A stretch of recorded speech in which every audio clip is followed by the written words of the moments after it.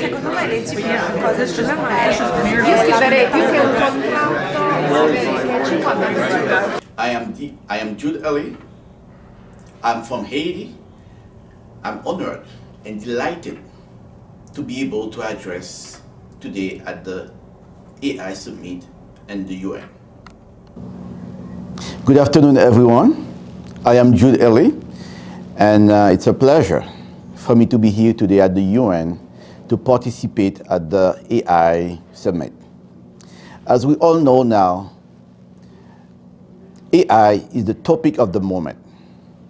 People are very afraid of new technology, but the new technology is the future. We do need to use AI, and many governments are actually trying to implement AI in their systems. It's very important that we use AI, but at the same token, we have to know how to control it. We have to create law to see how we can control the use of the AI. It's intelligent artificial, it's good for the future, it's good for the world, but at the same token, we have to control it. For instance, as we all know, everyone has a cell phone now. There's a good use of it, and some people use it on the wrong way. We have TikTok, we have WhatsApp, but at the same token, it's very important for us as a human to see the best use of the AI technology. It's the topic of the moment. People love talking about AI. We use AI now for everything that we are doing, but at the same token, we have to make sure that we create law to control the use of the AI. Thank you so much. Peace TV reporters have been active at the UN headquarters since 2010, the age of former UN Secretary General Ban Ki-moon. They are often invited to gather pictures and news about high-level meetings and events at the UN headquarters. We usually report live on the scene the events of dozens of countries, including the US, France, the UK, Israel, Germany, Russia, Egypt, Kuwait, Bulgaria, Ukraine, and Morocco, and the EU at the UN headquarters and their residences in New York. Our news reports have, in part, kept the international community up to date with the work of different governments so that people everywhere will know the great efforts and contributions of the UN to world peace, international affairs, and multilateralism.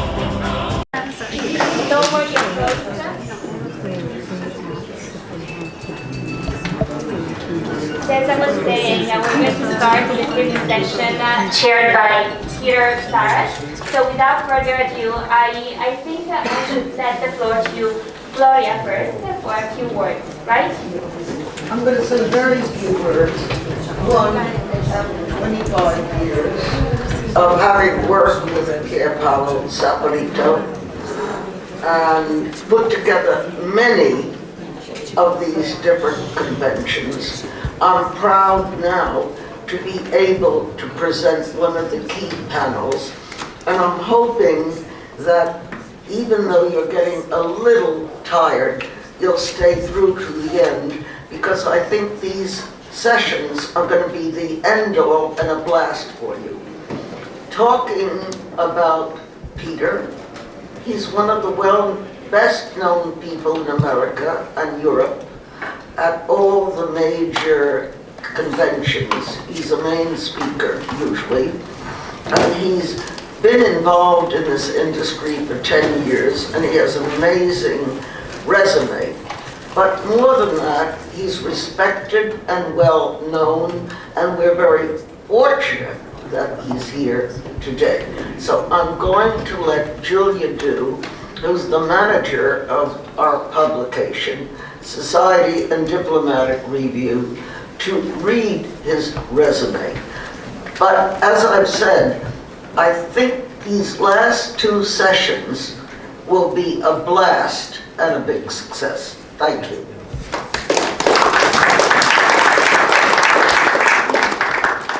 Currently, Peter is the founder of Kiosk Capital.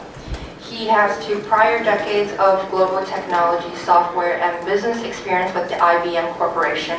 He's worked on IBM corporate strategy and technology staffs for 2 consecutive board chairmen and CEOs of the IBM Corporation. He's currently also the Chief Strategy Officer and Managing Director of the Global Futures Group, and he's on the Advisory Council of the International Science Reserve, New York Academy of Sciences, and he was a former Fellow of the National Academy of Engineering, Washington, D.C. Thank you. Thanks very much, Gloria. I want to thank the founders of the Info Poverty Conference, Pier Paolo, wherever you are. I want to thank you very much. Gloria, I want to thank you for your leadership in this organization for so long. And Belinda, I'd also like to thank you also with the University of Oklahoma for joining. And I want to welcome everyone from around the world, and I'm very excited to kick this panel off. The first speaker will be the Honorable Jerry Holton, who is the chairman of the Board of Directors of the New York Academy of Sciences, which is one of America's most prestigious scientific organizations in the United States. Jerry has worked in over 40 countries around the world on smart cities and urban technologies in order to improve the quality of living for their citizens. Jerry led the merger of Polytechnic University with New York University to form the newly launched NYU Tandon School of Engineering. Previously, Jerry served as former Undersecretary of the Navy under President Bill Clinton. Jerry, would you like to start off our discussion in terms of the artificial intelligence? There's a lot of talk of AI having a negative impact, including AI being a threat to jobs and economic growth. So I'd like to get your thoughts on that. Thank you, Peter. And it's a pleasure to be here. And Gloria, again, thank you for last night's event and for this great introduction today. I have 2 lives, as you heard. One was Undersecretary of the Navy, so that's, someone this morning said warfare. And I was president of Polytechnic University, part of NYU, and that might be called welfare. So I live in both worlds. I think they're related. Sometimes they come in conflict. So you've heard today, and I won't repeat it, that AI clearly has, artificial intelligence has a lot to do with where the world's headed, and probably brings some, I think, really strong opportunities for what someone from the United States might call the rest of the world. It's going to be good for the United States. It's going to be an issue how we handle it. Let's talk about the rest of the world. The AI will offer access to education, which I think is one of the fundamental things. You've heard it here today already. If we don't educate more of the world and how to live in this complex world, we have a problem. I like to say when I was president of the university, my goal was to make my students either smarter than a robot or at least learn how to work with a robot. Otherwise, you're going to be working for a robot, and that's not necessarily a great life. But educating people to be smarter than robots with artificial intelligence going where it's going is a task. It's not the case that I need to know math, my multiplication tables, I know how to be an engineer. It means artificial intelligence will take care of all of that. The question is, what do you add to the equation, and how do we educate people to do that? You'll hear a little more from Esther when she talks about peer-to-peer learning. Peer-to-peer learning is, by the data, the best way for kids to learn.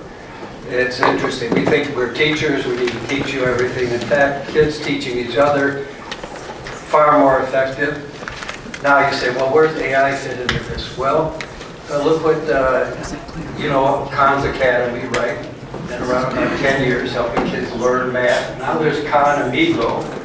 Khan Amigo is an AI-assisted tutorial system for teachers, parents, and students, each at their own level, to learn from. And this is a very interactive learning system that is equal to peer-to-peer learning. In this case, your peer is artificial intelligence. There's not another student.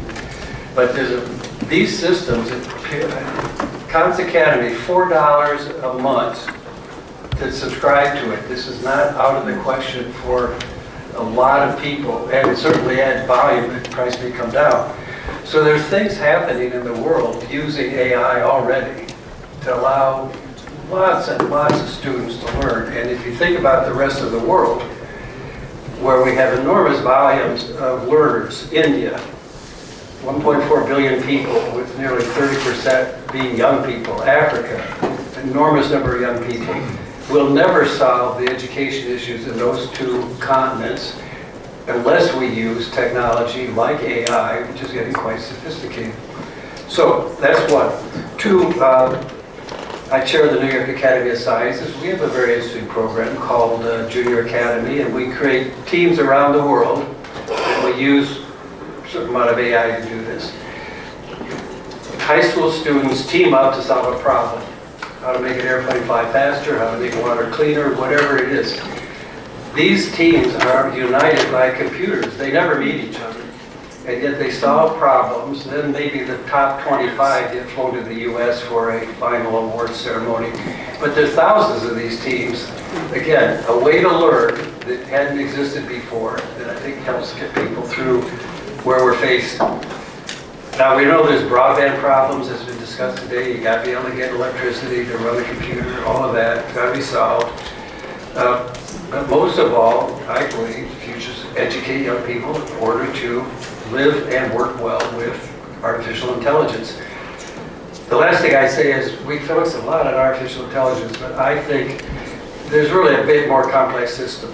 Sensors, satellites in the sky, sensors, you heard about the sensor that was detecting water in the eye. Sensors are a part of this equation. It's not just smart AI, it's that sensors can detect things and help build a database. Second, robots are getting pretty smart. The point I want to point out is a friend that heads AI for Facebook said, there's no artificial robot today, artificial intelligence robot today, who can clear the dining room table after dinner. But every 10-year-old, you tell them to clear the dining room table, knows how to do it. 4-year-olds, by the time they're 4, have had 20,000 hours, 16,000 hours of video input. No AI system has that much video input. AI robot, for instance, does not know the difference between pushing this bottle at the top, it'll tip over, or this bottle at the bottom, it'll slide across the table. 4 or 5-year-old knows that difference. They also know that if I push the desk doesn't move at all. Robot doesn't know that. So don't overestimate what AI knows. It can't remember, it can't plan, it does not have the ability to anticipate. These are human skills, and we still have the edge. So we need to figure out how to use that edge to stay in front of artificial intelligence. It can be done. So with that, I think there's a great amount of opportunity. Education is key. There's other things key that have been talked about today, but education is the key. That young people know how to live in this world. Thank you very much, Jared. Very much, Peter. I also just quickly want to give a very special thank you to Gloria and Pier Paolo for their continued and tireless efforts with this conference for so many years, and a special thank you, Gloria, for such an exceptional reception last night. We met so many wonderful people. I will always remember that. It's an honor to be with you this afternoon, not just as a proponent of transformative technology, but as an academic partner with Worldwide Tech Connections. Our mission, woven into the fabric of our partnership, is to champion equitable communication for all across the globe. My colleague to my left here, Jeff Williams, a brilliant mind in the field, has developed groundbreaking AI tools that are set to revolutionize the way we overcome language barriers. These tools don't just represent a step forward in technology, They embody our collective dream of a world where information and opportunities are accessible to everyone, everywhere. Our paramount objective is to cultivate equitable communication channels, both within the academic sphere and across the global stage. By fostering multilingual discussions that transcend geographical and cultural borders, we are not merely facilitating dialogue, we are also laying the groundwork for a more inclusive future.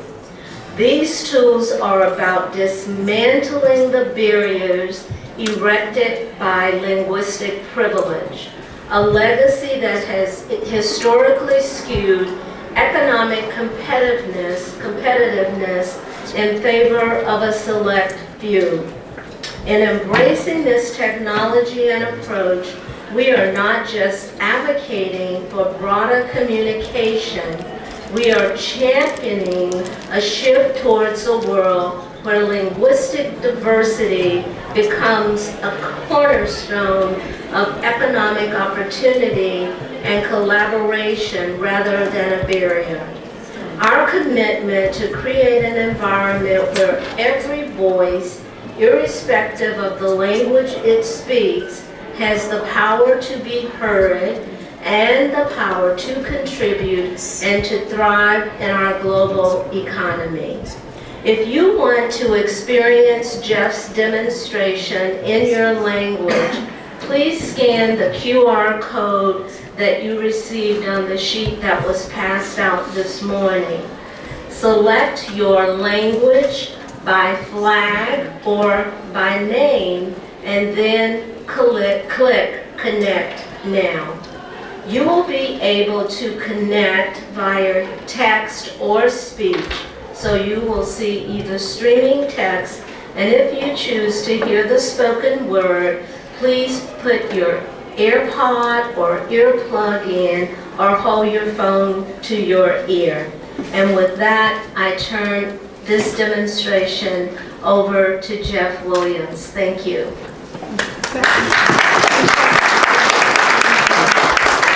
Ms. Belinda, we're very excited about today, the opportunity to, I've been hearing all the various things that are needed, and I'm so thankful to be able to show you the solution today of how to communicate effectively, because how are we supposed to collaborate if we can't speak to one another?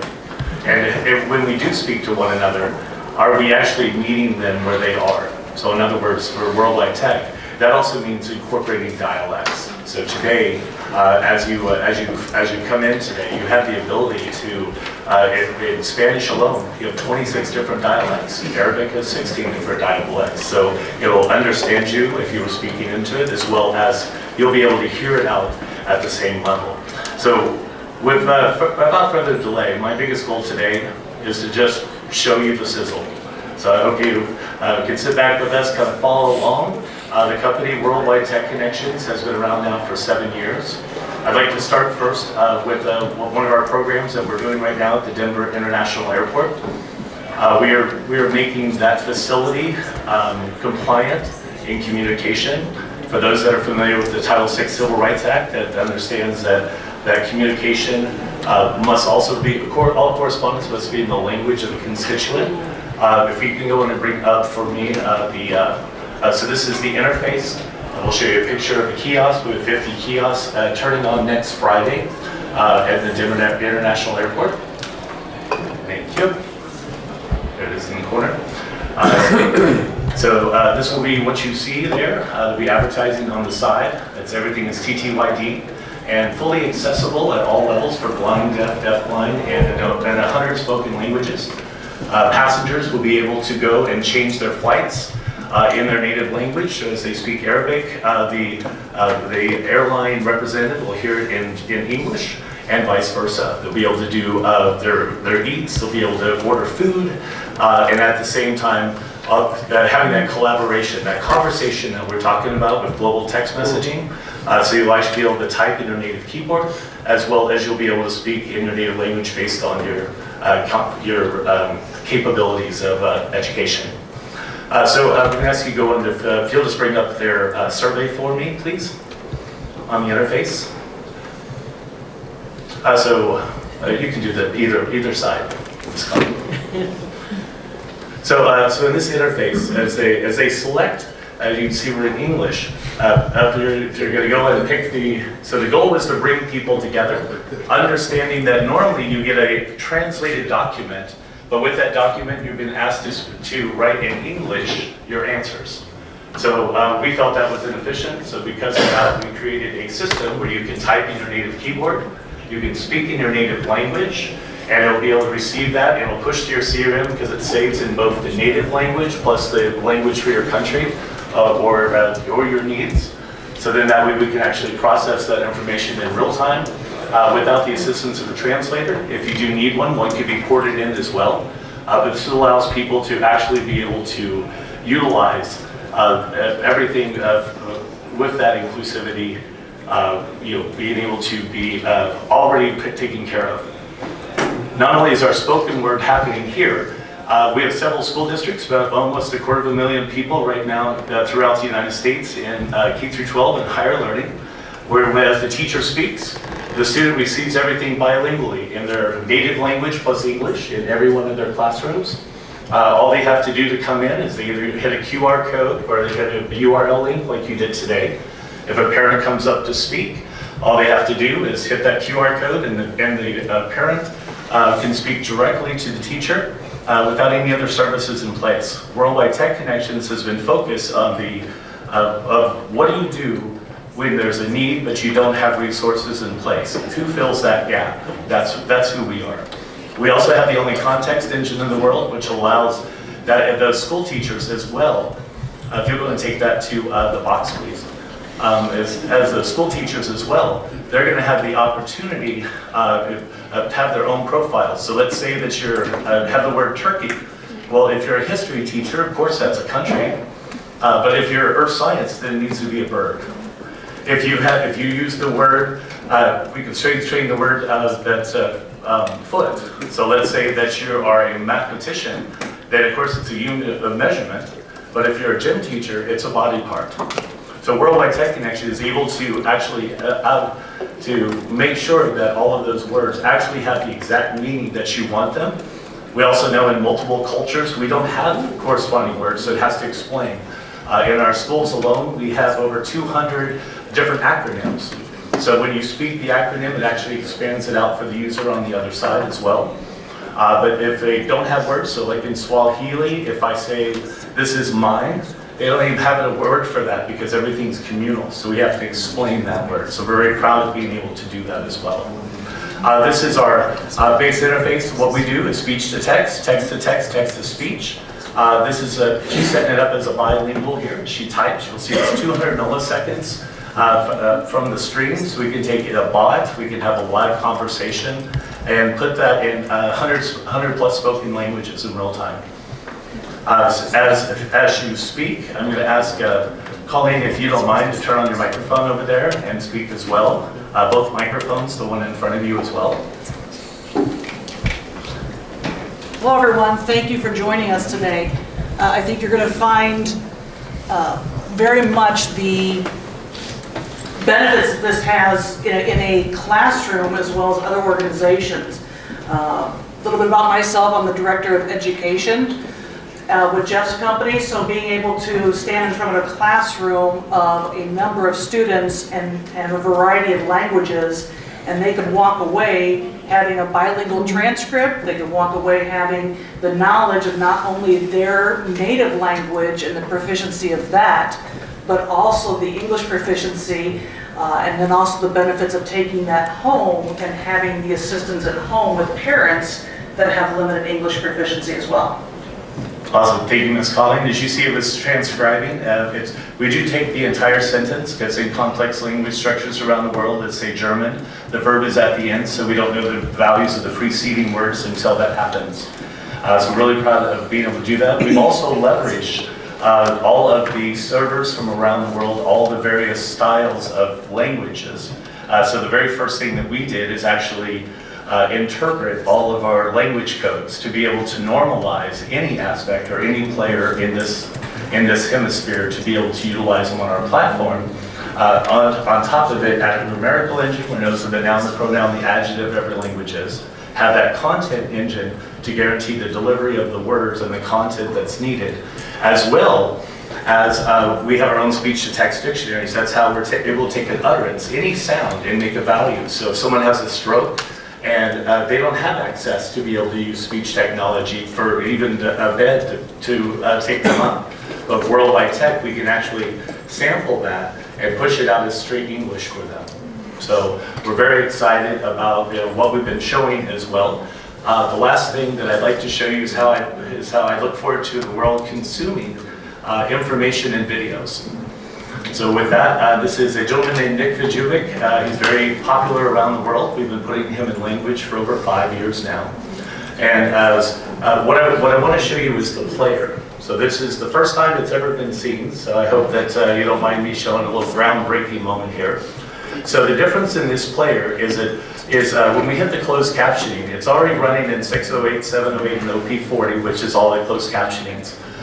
To the right is actually the headphones. When we click that, it's actually going to take his speech away and put it in that language. So it'll be the spoken language to promote education. And then last but not least, the hands on the side will show you how we can also promote ASL for full inclusion and equity for everyone. So with that being said, if you could go on and play the video for me, please, Ms. Colleen. We're making sure that we have sound, Jeffrey, from the up top there. No problem. Clearly we don't yet. You can start with subtitles, however, would we? As you can see, it's already there. It's already working on that. This could be in your CDN as it goes, and any type of video. Turn it up. You want to turn that up? That's it.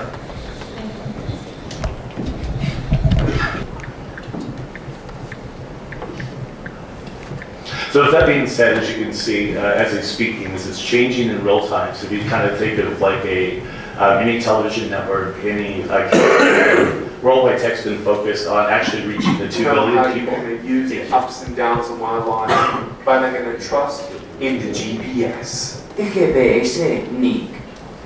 Bueno, déjame decirte, si Dios me diera un plan completo, Nick, voy a USART. Il mondo, se mi dicesse che all'età di 8 anni, prima morirei di shock.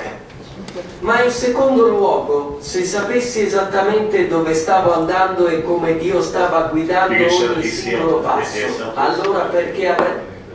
You can see this also can incorporate the ASL. We also have bots for this as well too. Are leading every single step? And why would I? Por eso me gusta el acrónimo de GPS, Sistema de Posicionamiento de Dios. Thank you La so hoja much. de ruta de Dios. So as you see, this is going to allow us the opportunity not only to assess and talk to people, but also to train people on technology and be in relationship with each other and customer service. Worldwide Tech also has the sole source documentation as the only resource to be able to make a phone call to a landline without any application in between. So if you want to be able to call someone in another country, let's say in Arabic, again, you would just speak English, set it up as the bridge for source language and the language being received. They would speak that language, come back. For our medical community, it also transcribes everything in language. One of our biggest issues right now is our workforce. And so if we can actually expand the capabilities of our workforce, because they already have their educational capabilities, and we have the ability to put them in language, so that way we can harness and actually optimize what we have, then that is where we're focused. So Worldwide Tech, thank you, is the opportunity for us to come together as globally without language barriers. Thank you for your time today.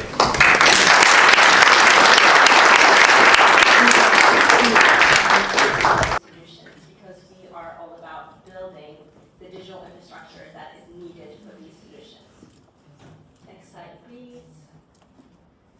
So I want to start off by telling you about this particular AI solution that I think demonstrates very well the immense potential of these AI solutions that we have, but also highlights a key challenge that especially for people who are living in the global south.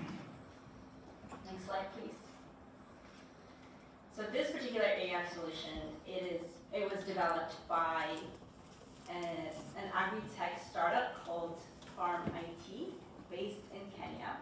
And what they do is they use satellite-based imaging to provide access, to provide information to farmers who need information about their farms, basically about the health of their soil or health of their plants, and that information the farmers use it to increase their productivity. But many of these farmers do not have access to smartphones. And so we started working with them to enable access to give access to smartphones to these farmers. Next slide, please. Okay. So there are plenty of these startups that, sorry, I'm just going to look at my slides here, so ignore me while you guys watch there. Okay.